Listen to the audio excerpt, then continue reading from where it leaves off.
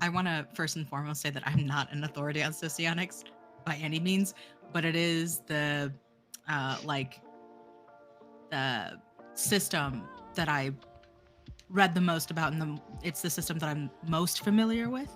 So I can answer these simple questions, but I'll do Okay. my best.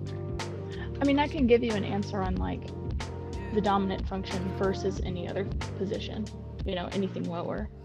Um, so, like the dominant works for the dominant's sake. It's not for the agenda of any other function. So, um, something that I noticed that's different with people's perspective on FI and what an actual dominant looks like is it's a lot more mutable than what people expect. It's not as rigid as most people try and make it out to be. Um, so there's these standards, these values that we have for life that people think that we are just so one track minded and it's never going to change Did the he way that we think freeze? about things. I think he did. It's still recording.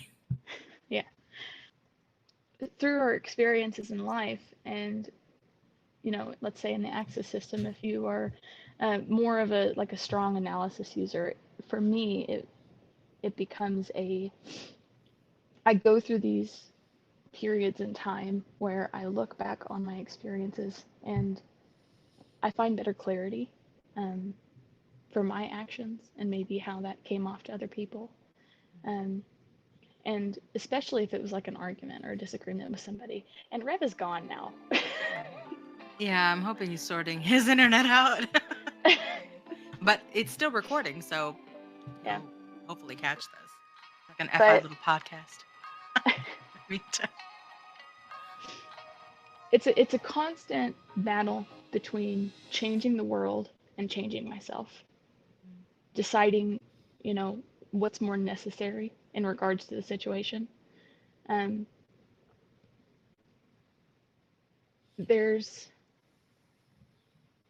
I have to constantly reevaluate the um, the truths that I have, the things that I hold true. Because when faced against a world with that TE, if there's, like I said, if there's any kind of disagreement, then it triggers me to just like look back at all of those things that I do hold true and kind of weigh them against the truths of the world, you know, and decide if it's my turn to change or if uh, if I'm just gonna wait for the world to change to my perspective. For me, FI lead is, I agree with you. It's not rigid in the sense like the strength in your lead function is not rigid because it encompasses those four dimensions, right? So it's actually far more fluid, but like I mean it's the function that we are the most confident in, right? It's it's the one that we have the most ease adapting with. As for FI in the lead function, I feel like the way that I understand it, at least from a socionics perspective, is in any given situation, and the charges here kind of make sense to me. I know that I talked about charges in like the last video that I had with Dan, but it polarizes the function. So positive and negative charges, Fi plus, Fi minus. Fi minus has, that negative end of the spectrum. So in any given situation, I immediately identify and recognize the things that I don't like, the things that I'm repulsed by. Like my reaction, I single those out almost immediately. I notice things that I'm repulsed by first before I notice the things that I'm attracted to. Um, and I think one of the biggest misconceptions with FI is that it's incredibly emotional. I don't think it's Mm-hmm. emotional whatsoever. I think it's reactive, but internally reactive. It's not externally reactive. I feel like externally reactive is FE. Um, Internally reactive, it's in. Correct me if I'm wrong, but I with your explanation, it made sense to me in that the things around you, the concepts, ideas, um, beliefs, um, of others, and like the structures around you, you kind of have it go against your internal environment to see how it resonates. One is going to be stronger than the other, one may influence the other. But Mhm. the strength of that internal environment, I believe, is FI. Right. That's kind of how I've Right. seen it. I've always viewed myself as more of a critic than, Mm. you know, like a creator, which is kind of the it's the opening statement that I made in that analysis that I did on Mhm. FI. Um, Yeah.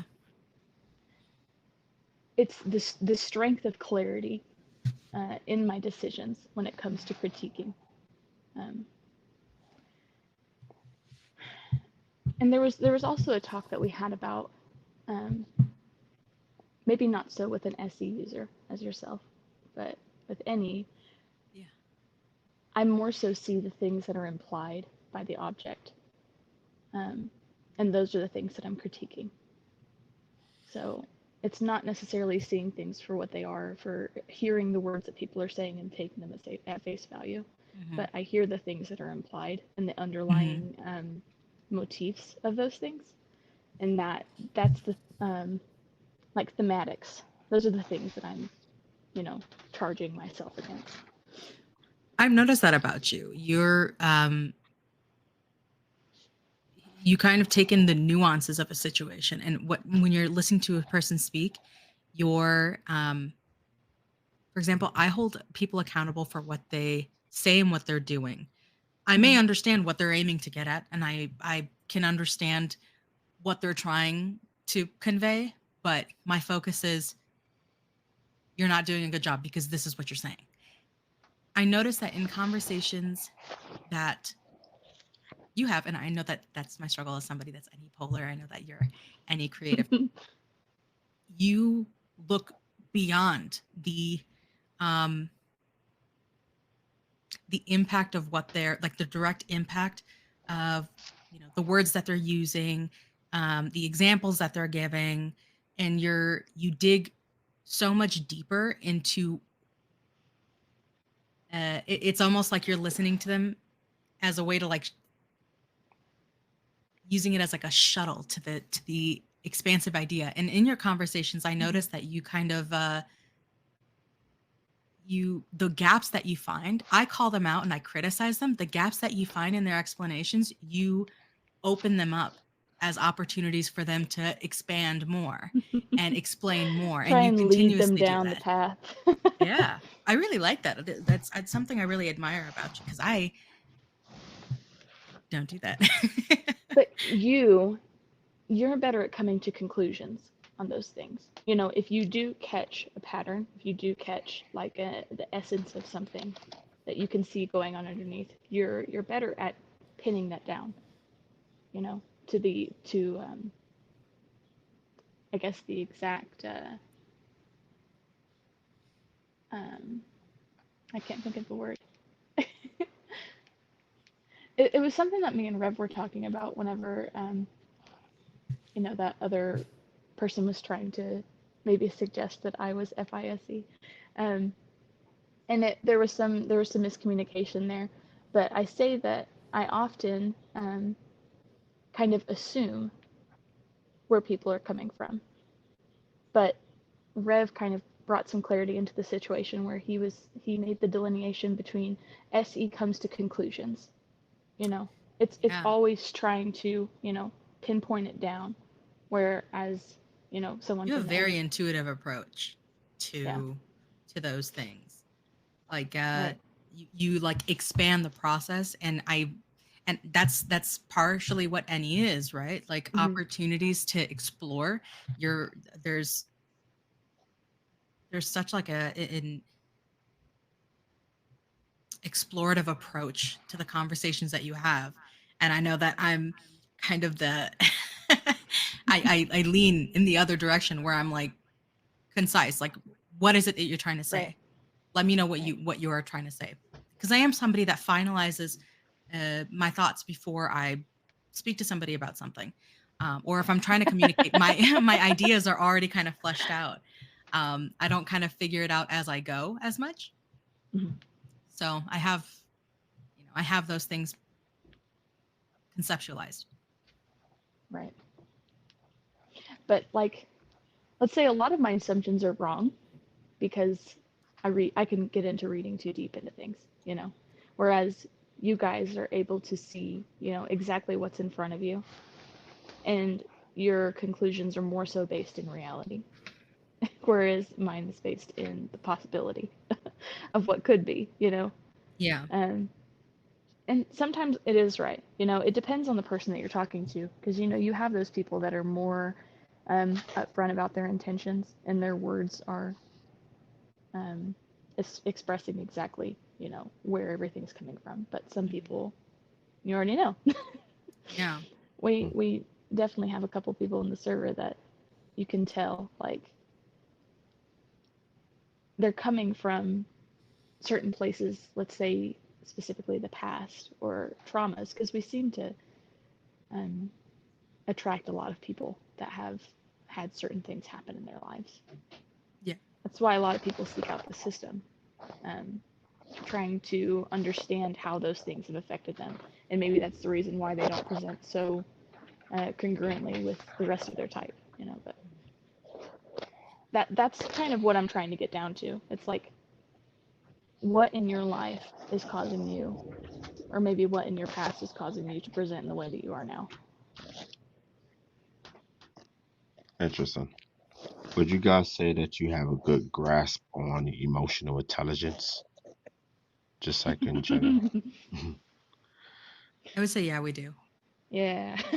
How we go about it, how we go about navigating it, I think is very different. I think without a doubt, we could easily say that Ivy has a great grasp on emotional intelligence, but she also knows um, how to create space to foster uh, and provide opportunities for someone to break down and fully understand the emotional stance that they have. Because I think, you know, when people get emotional in discussions, they may not be aware of the level at which their emotional response is overtaking their point. She's really, really good at kind of breaking it down and having a person understand me. um, I don't really. Um, I kind of like drive through it. I know and I understand and I can empathize where a person's coming from emotionally, but it for me it doesn't affect what it is you're aiming to do here. Don't let your the poor grasp that you have on your emotional control overtake what you're trying to communicate. So emotional intelligence in that I can see, recognize it, navigate it, it what I'm inclined to do is different from what I'm capable of doing.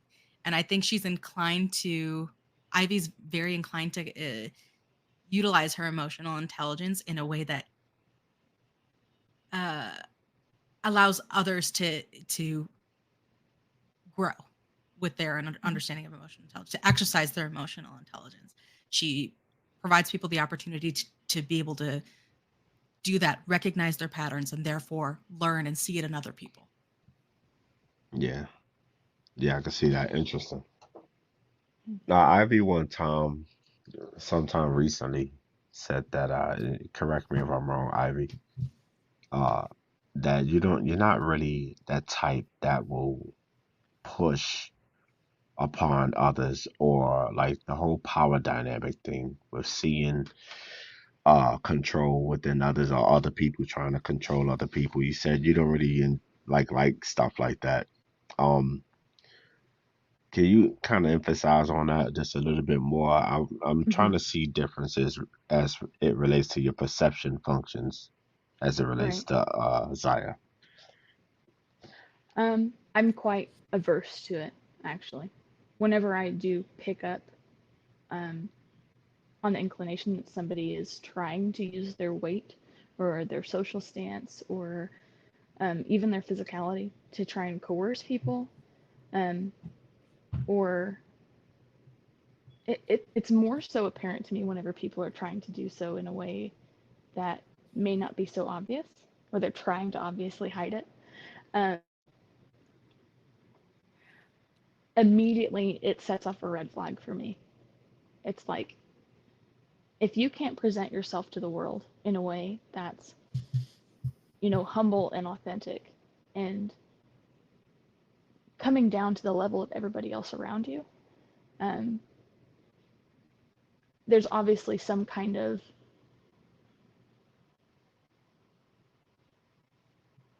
issue within oneself that's telling them that they have to use this force against people for them to even be heard.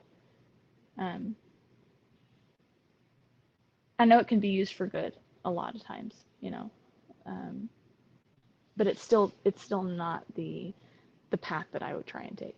Um, a lot of times I try and work people down from that. Um, I take more of like a systematic approach to whenever I'm speaking to people. I try and take step down, step down, step down, step down. Okay, now we're on the same level, and now we can have a productive conversation. That's just how I see it. But it's an obstacle for me. It's something that I think needs to be overcome before I can truly connect with people. Um, at my worst, I would say that I see that in myself, though, and I think that's why I am so averse to it, because I have a propensity for it.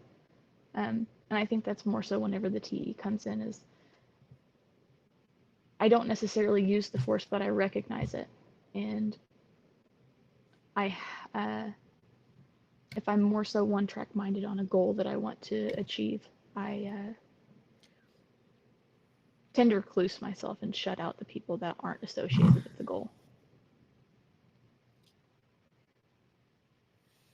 Cool. How do you relate to that, Zaya, if you relate at all? I do. Um, I think FI valuers, especially FI leads, value authenticity a lot. They prioritize authenticity a lot because it's something that's not, you cannot ignore. As an FI lead, how you feel about something, how you react to something is so strong and so visceral. It doesn't make sense to compromise that.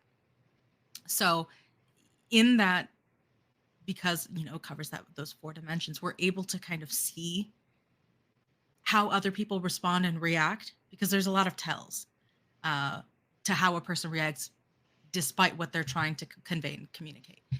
As far as what she said about taking people down a level, she guides them through to be able to have a productive conversation at the same level. I don't, and I know that's an issue that I have. I beat them down. That sounds terrible, but Mm-hmm. she's very gentle with her guidance. She allows people to kind of come to those realizations, and that is, to me, a very long and arduous process. It is. That I don't have the patience for. I like that you have the patience for it. I love seeing it, and I try in the moments that I can consciously do it. I try to adopt that. I've been learning that from you, which I have something to say about her creative arc, each other's creative functions being are like respective polar. Like she's any creative, I'm any polar. SE creative, SE polar. We're able to see, because they're not lead, and they're used as like kind of a tool. I feel like we both benefit from being around each other because our other functions are mirrored. Mm-hmm.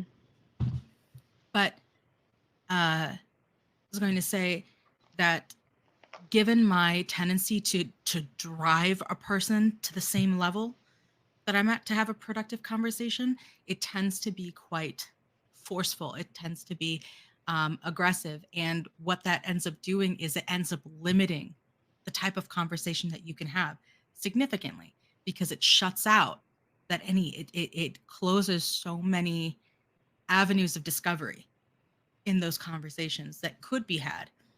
But I'm inclined to focus in driving a point, driving directly to the point driving directly to the solution, that I lose out on a lot of those things.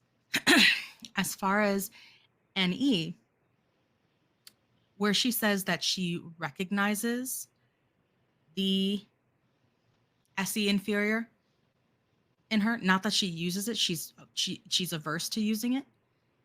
In the same sense, I recognize NE within myself in the same sort of way. And what I tend to do is I'm so quick to dismiss it because it's not rooted in anything concrete to my understanding, that I don't register it as something to explore all the time. Right.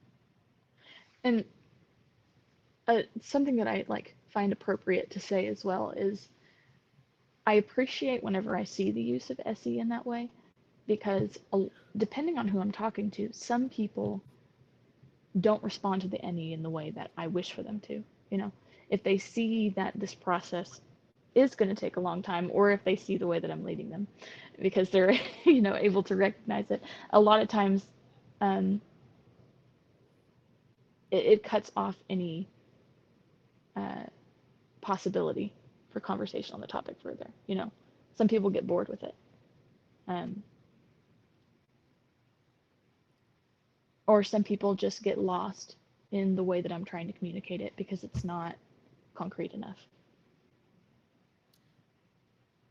Yeah, I think and I'm gonna, vaguely, briefly kind of touch on some examples where we'll be having a conversation, and I know that if I were on my own in that conversation, I would just check out immediately because nothing they're saying makes sense.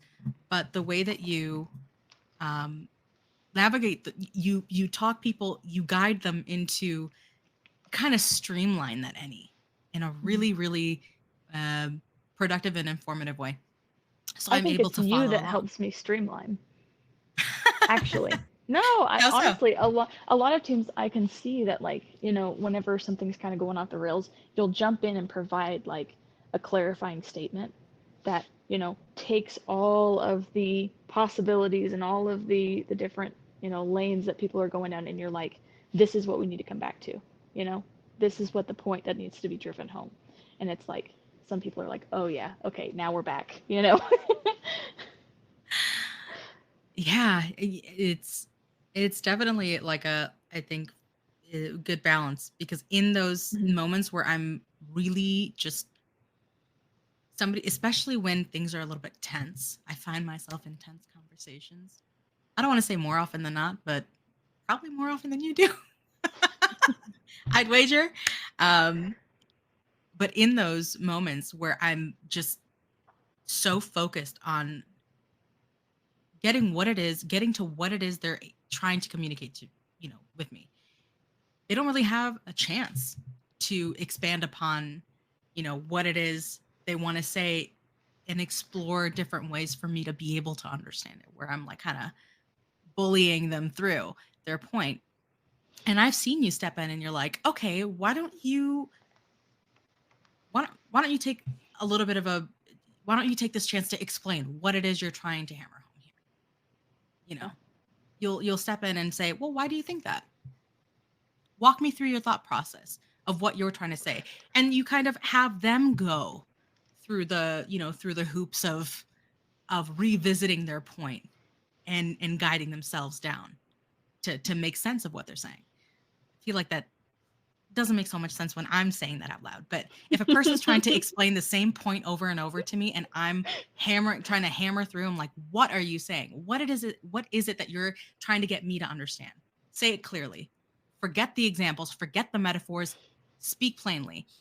And instead you kind of step in and you're like, what did you think about to get you to the point that you're at right now? Why do you think the way that you think? You'll take the same sentence that they're trying to get me to understand, and you'll say, what got you there? What got you there so I understand better what you're trying to say?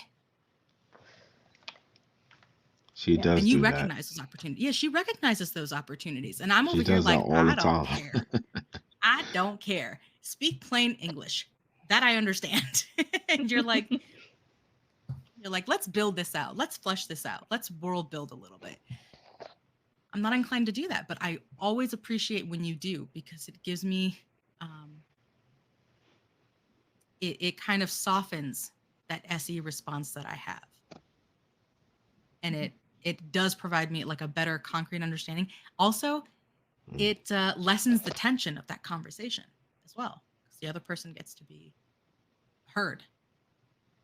You have a very good way of, and I think that's like a delta value of validating a person's position effectively,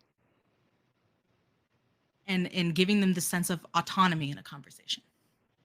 Can you give an example of TE being one, a problem, and then another example of it being a solution?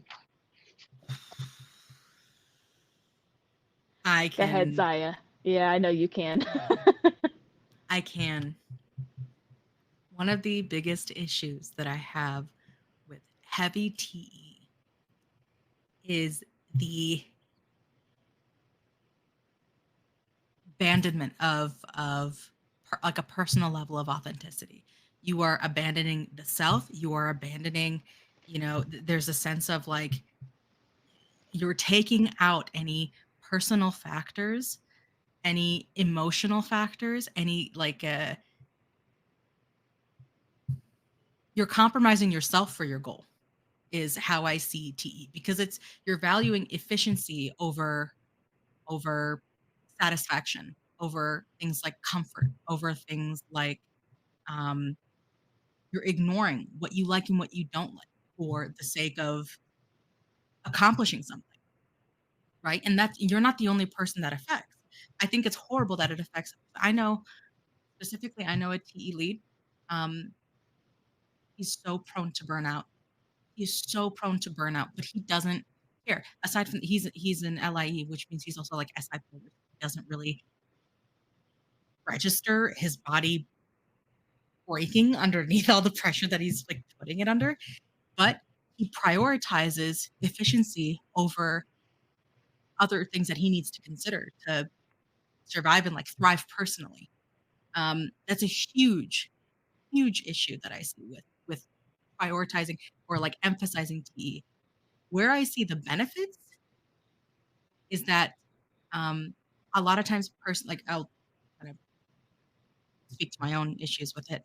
Analysis paralysis, getting really caught up in the finite details of something and kind of freezing, not knowing how you feel about things, but not really knowing what the best path forward is to accomplish and complete these tasks with these goals. TE has a very, very good way of kind of clearing a path forward. I think that's a huge benefit. TE, at least where my own, at least where my own experiences are concerned. Right. A word that I've always used to describe TE in relation to like how I use it, I consider it a betrayal of myself. Mhm. Yeah. Mhm. That It's compromise. the significance of that word even. It's, you know, it's almost like two good friends that know each other deeply, yet still choose to make the decision to undermine each other, you know? Mhm. Yeah. Um, there's benefits in it because I see it as like one of the things that makes the world go round, you know? Um, it's what creates such efficiency in our society so that we can have the comforts and that we can have the time and the resources to even be able to consider ourselves. Because I think if we live in a society where we are constantly, um, surrounded by chaos and lack of structure, then that's what we're going to constantly be seeking. We won't have time to be able to consider, the deeper aspects of ourself and our own understanding of the world. Um, I think a world without being able to understand oneself, though, would kind of be the death of a society as well, you know, because what is a group without the individual? Um, at that point, what makes the self at all? What makes consciousness? Yeah, TE is kind of just living up at the front, isn't it? Like Mhm. you're not taking in, and I think, you know, there's something to be said about how FI plays into this because of that strong internal environment. You know how you feel about things. It's not something that you can ignore. The level of authenticity that you live with and that you embody is very, very strong, I believe, for an FI lead. TE is kind of living your, like, the root of your interactions, and your focus is so far, like, right in front of you. It's not taking into account. I agree with you. It's a sacrifice, a betrayal of Yeah. the rest of everything that you have. It's still there for the TE leads, though. They're just so blind to it. They got You to know work at how? it. Yeah, like Got to work at it. a lot of times they try and you know, make excuses for their actions and say that it's all for the sake of efficiency, but you can see, you know, They seek TE un leads, seek FI. That's yeah, that's underneath there's some, you know, ulterior motives for the self, and they gain, don't recognize it a lot of times. accomplishments, goals. Yeah, exactly. There's Yeah. something internally being satisfied, but they haven't flushed it out yet. Hmm. And they've assigned, you know, an idea of what it is that will satisfy it. They've got such a narrow scope on it. They're only looking at one little bit of it, and there's so much more to build and Yeah. yeah. But we know the language, though. Like, you know, inversely with us, we know the language of TE. And those are the people that I really, you know, kind of want to work on the most. It's like, I know how to use the specific words. I know how to, um, I guess, imply the efficiency and the goals so that I can lead you to the path of understanding yourself, of opening yourself up to yourself.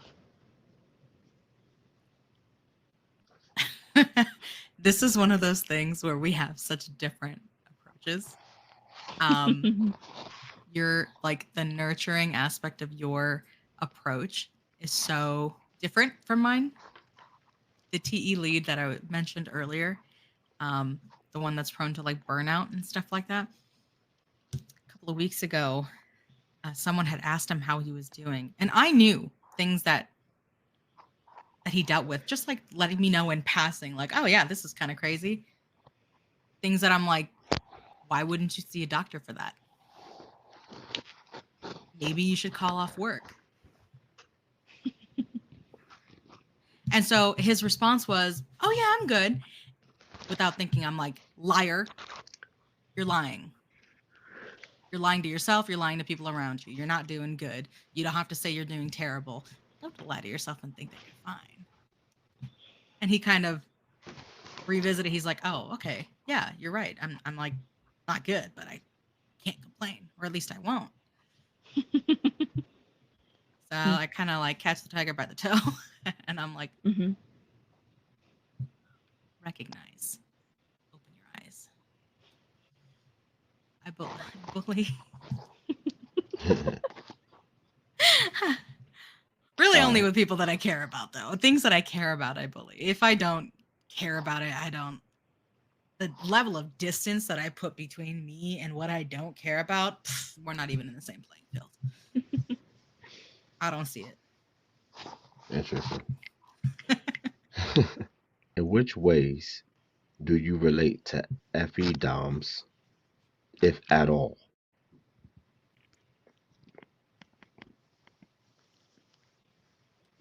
I will say that my way of going about leading people down the path seems like bullying to FE leads. I've noticed that they'll call it out and they're like, "Why are you being so mean?" It's like, you don't understand my process for one, and my intentions for two. Um, I I think to get them, FI very, looks like criticism. yes, I get very annoyed with FE leads very quickly. Me too. Why is that? I don't know if I necessarily want it. Talk about it, because I'll talk about it. It's fake. Oh, it's so fake. Theatrics for what? Dramatics for what? For what? For what? Like, I get it. It's like everybody's laughing, everybody's having a fun time, but like, there's no depth at all. None at all. Um, and I can see the benefit of having that within a society, but not within my group. Not within a, the curated group of people that I keep around myself for the sake of understanding myself and other people better. And I know that for me to be able to, I guess, integrate better into society, I need to come to a place where I understand it. But I think I understand it enough. Like, I see the benefits of having it, but I, As a lead, I take issue with it because it's performative. You're putting on a performance. You're leading. You're aiming to either communicate or inspire. Like, I know that alpha FE is different from beta FE, and but the whole thing is that you're inspiring people to feel a certain way, but it has nothing to do with how you're feeling, does it? How does that tie into what you stand for? How does that tie into how you feel about things specifically? Not what you think that other people should be feeling, not what you think other people should be seeing or having an understanding of you. It's so shallow, in my opinion, that it loses its meaning. It Mhm, loses its novelty very mhm. quickly for me. Um, I said it. so with that being said, how do you control the room or a group? She With and I watch. vulnerability, I Well, weaponize vulnerability. You watch and listen. Mhm, Whether people like to believe it or not, when you are inauthentic to how you feel about something, what you believe about something, that mask, I feel like that's like such an overused term. Whatever you're projecting slips, mhm. and it slips in subtle ways that if you're watching and listening, you catch. It snags on my attention. It snags on her attention, Yeah. and then it unravels. I more so have a habit of attacking those things in more personal conversations. Um, I don't want to bring it up in the group. Uh, unless I like know that the environment's conducive for doing so. Like, if I feel like the majority of the people within the group are also of the mindset of like wanting to foster personal growth, then I'll bring it up. Um, a lot of, well, that's the thing. Even with the personal, conversation, the one-on-one, a lot of times I won't do it unless I specifically value the growth of that other person. Um, yeah, like if it's somebody that I've just met and I see those things about them, I'll store it away for later. Or I'll just keep it in the back of my mind so that I know, like, in the future, yeah, this is what they're saying, but this is what they truly, they're trying to enforce here. So I'm not going to allow that to affect me. Um, I think I always see FI leads as kind of like the 10th man in the situation, where if everybody else is going along with what's happening, we're the ones that see.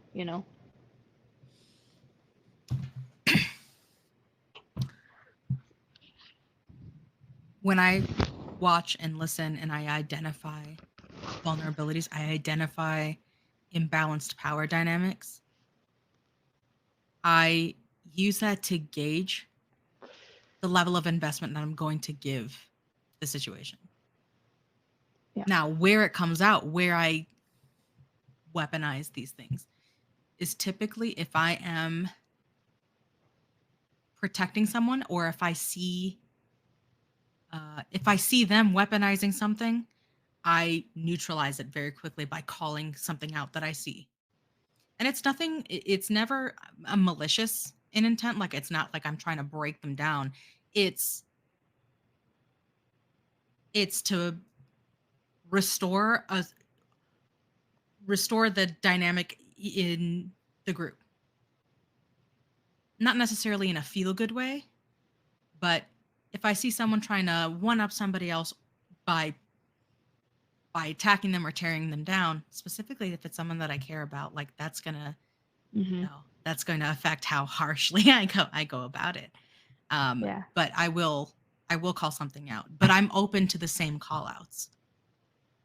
I won't shy away from being called out. If I am inauthentic in any way, call it out. I'll either agree with you or I'll disagree with you, and I'll explain.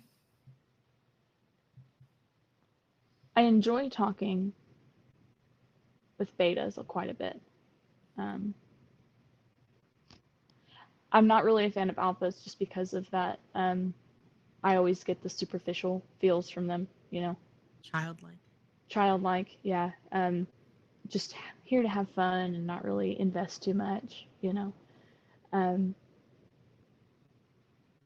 I can get along with gammas quite well, depending on the maturity level. Um, if they have that NI there and the FI, if they have the NI and the FI pretty solidified, and they're able to see, yeah, they have their specific goals that they want to work towards, and people like to pin them down to like um,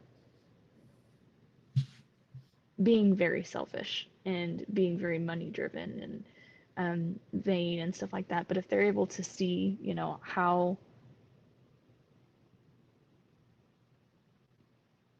everything is so much more than them, they're able to recognize that while still having the individual aspect to themselves. Um,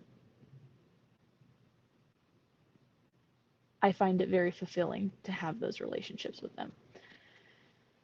Betas, there's a complete opposite to me, so it's almost like it's like an enigma. It's something that I want to explore.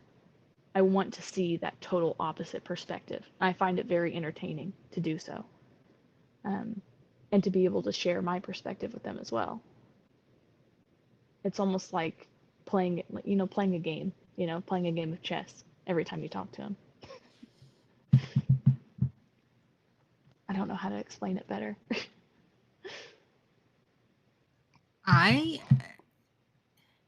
I'm like looking at all of the types on my other screen here, and I'm trying to find like a pattern, a way to kind of sum it up succinctly. Where FI is valued and where SE is valued. So Delta Quadra, they all value FI in different placements. So it's not difficult. They don't compromise the level of authenticity that people who do not value FI will. And that's one of the reasons why I find it difficult to get along with Alpha Quadra, namely, is because they're very aloof and childlike. That's not to say I don't get along with them. I get along. I can get along with anybody, surprisingly enough. But the level of closeness that I'll be able to connect with somebody is typically with an FI valuer. I'm picky enough to where I have specific two types that I bond well with, and that's typically EIIs and ILIs. Beta Quadra is always interesting to talk to and like banter with because of the value to SE. But it's in meaningful conversations where that psychological distance, it requires less distance between you and that person to where you are connecting with them on like a slightly more vulnerable level. They're not going to know what to do with that. To my understanding, they're not going to know what to do with that. So I have no interest in handing them something they're not going to know what the hell to do with. That's the same thing for Alpha Quadra. With Delta Quadra, it is a little bit easier to do that. Yeah, so EIIs, ILIs specifically, Delta Quadra for the most part, Gamma Quadra for the most part. Beta Quadra is fun to talk to. Alpha Quadra is nice in a group dynamic to keep things going and moving. What would you say is your method of typing people and why? How do you go about typing people? I don't have a method when it comes to type. Another disclaimer here. I'm not a typist and I don't formally type anybody, and any type that I believe a person to be, I always highlight it as, hey, you seem like this type to me. That's the impression that I get. But when a person speaks, I look at how they're taking in information. That's the first thing that I consider is how well are they taking in the information when somebody is speaking to them, and in the group, how are they orienting themselves in that group? And then, depending on the subject, where they struggle is what I notice first. And I know that's the FI minus, but where people struggle, like where they're having like their pain points, is what I notice first. And that's what I look at.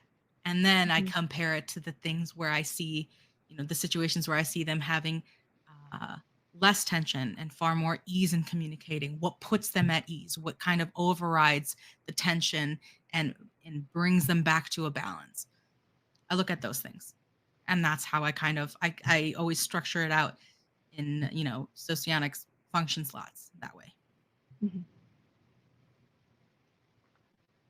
I'm not a great typist. I'll put that out there. I never really have been. I base it off of my understanding of how things are supposed to look and my own personal experience with how those other, like, let's say there's patterns that I see in people's behavior, and I relate those back to patterns that I've experienced with other people. And I try and, in that critiquing way, pick out the differences and see if the differences are like, if there's more differences or more likeness to those people. I look at the way they interact as well. If they're more prone to jumping into the conversation and kind of exploring the group, let's say it's a new person, yeah. Or if they sit back and watch and kind of look at how the group dynamic works before trying to interact. I also look at how they take in information as well. If they are taking that information and relating it back to themselves or relating it back to the world and how they also see things. A lot of times I have a better time figuring out what people's judgment functions are before I figure out their perception functions. I think that's probably just because of my own experience with it, I'm able to relate that back to myself and figure out, yeah, that's nothing like me, Effie's pretty obvious to me, but NI versus SI is probably the hardest thing for me to delineate from.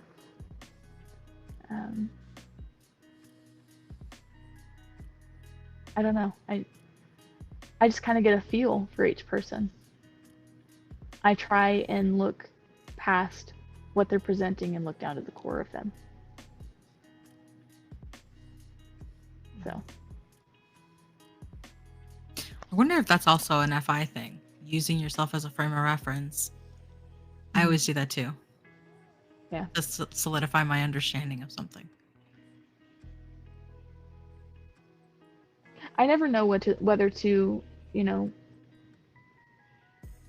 think of that as it's because of my FI that I look at that way, or if it's because of a lack of understanding.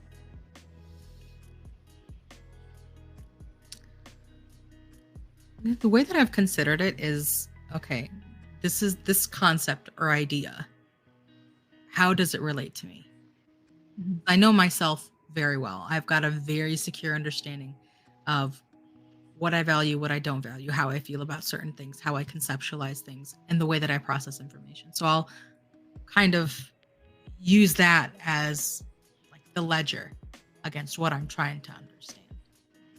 When I understand the differences between where I'm at and what this idea or system or concept is, it's then easier for me to identify that and apply it in in somebody else. Mhm.